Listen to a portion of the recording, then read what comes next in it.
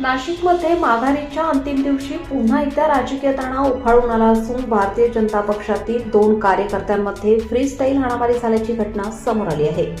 ही घटना प्रभाग क्रमांक 31 मध्ये घडली आहे।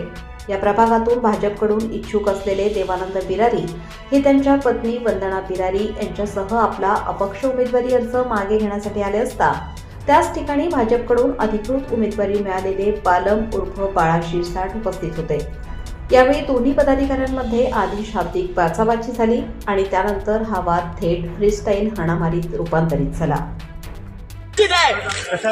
समजलं तुला? अरे उमेदवार असे असतात। करतो नंतर फोन।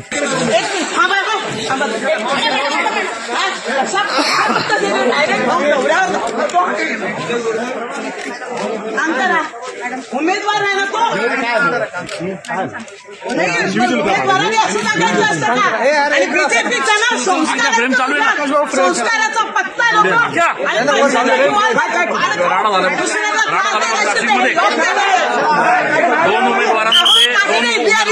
आम्ही दोघं चाललो अर्जा जोडतोय चला सोडून द्या विषय लगेच आला आणि घर धवायला लागला। ही पद्धत त्याने भाड खावणे दरवाजाने तिकीट आणलेलं आहे। मागच्या दरवाजाने भाड खावणे तिकीट आणलं त्याला त्याचा माज आलेला आहे आणि ही माझाची सत्ता जनता उतरवल्याशिवाय राहणार नाही। अहो दादा मी आणि माझे पती माझ्या माघारीसाठी आणि मी ह्यांना तो समोरून आला लगेच त्यांच्याकडे बघतोय मी यांना म्हटलं सोडून द्यावी लगेच आला पद्धत आहे वागायची उमेदवाराची ही पद्धत आहे का? अहो दादा मी तेच सांगितलं तोच प्रश्न का लगेच मागून आला आणि आता धरायला लागल्यावर ते कार्यकर्ते झाले मी मागून पळाले।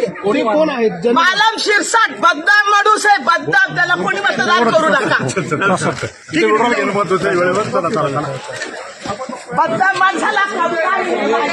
ताज्या व महत्त्वाच्या बातम्या बघण्यासाठी प्ले स्टोअरवर जा, प्रबलभूमी ॲप डाउनलोड करा व या धावपळीच्या जीवनात अपडेट रहा।